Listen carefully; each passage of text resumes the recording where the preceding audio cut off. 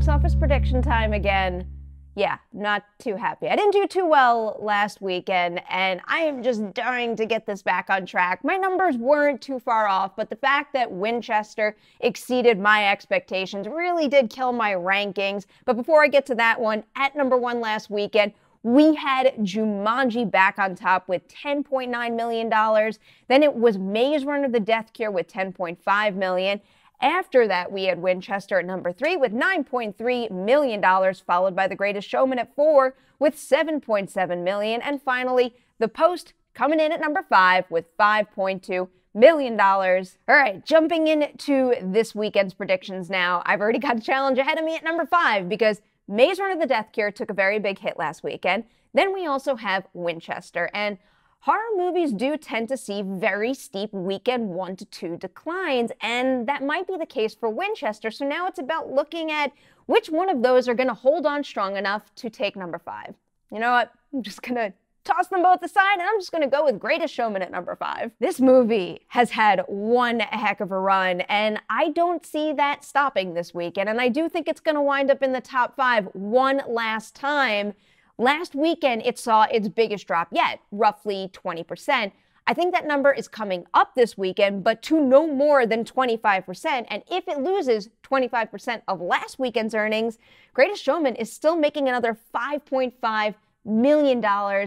Now, at number 4, I have yet another movie that has had a very, very impressive run, and it's Jumanji. So yeah, the time has finally come for Jumanji to lose the top spots and drop down to number 4, but I still think it's going to have a pretty good weekend, and I'm actually only going to take last weekend's 32% drop and apply it to this weekend.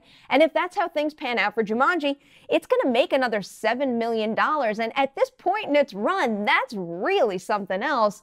Moving on to my number 3 now, that is where I have the new release, 1517 to Paris. For Clint Eastwood's latest, I am going right back to another Warner Brothers release that was also based on a true story, and that's 12 Strong. That one opened with about $16 million, and I don't really see 1517 to Paris making any more than that. In fact, I think it's going to make slightly less. So I'm going to put this one at $15 million for its opening weekend and move on to my number 2, and that's going to be the new release, Peter Rabbit. If Romeo and Juliet can open with $25 million right around this time in 2011, Peter Rabbit has to come close to that, especially because it's a surprisingly good movie.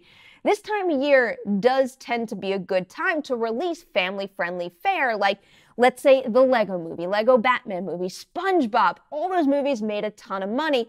I don't think Peter Rabbit has a shot of coming anywhere close to that, and I don't even think it's going to crack $25 million, but it could match the opening number for the first Paddington movie, which was $20 million, so I'm going to put it right there. And then, of course, that leaves number 1 to 50 Shades Freed. Is the 50 Shades franchise good? Not in my opinion.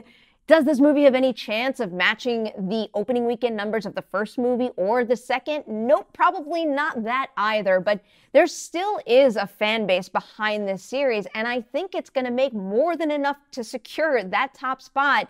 So looking at the release of the first 2 films, first one opened with an incredible $85 million. That's a lot of money for that movie. But then the second movie dropped to $47 million, and that is a sure sign that we are losing interest in this series. And I think that trend is going to continue with 50 Shades Free, but not drop as significantly as I previously thought. So I'm going to look at 50 Shades Darker. It had a per theater average, its opening weekend, of $12,500. If I drop that down to maybe a little less than $10,000 per theater, 50 Shades Free is going to close out the weekend with about $35 million to start. Let's recap my predictions. I've got 50 Shades Freed at number 1 with $35 million. Peter Rabbit coming in at number 2 with $20 million. 1517 to Paris at number 3 with $15 million. Jumanji, Welcome to the Jungle at number 4 with $7 million. And then The Greatest Showman closing out the top 5 with $5.5 million. So those are my predictions, but now it is your turn. Hit that comment section below. Give me your top 5 right there. And of course, before we close out this video, I have a Patreon shout out to give to Berto. So Berto is really awesome. He's been part of the campaign for a really long time, been such a generous, kind supporter who I've really enjoyed G-chatting with over the past few months. So Berto, thank you yet again. You rock, man. And thank you to everybody watching this video right now. Please like and share it, and I will see you soon with more box office predictions.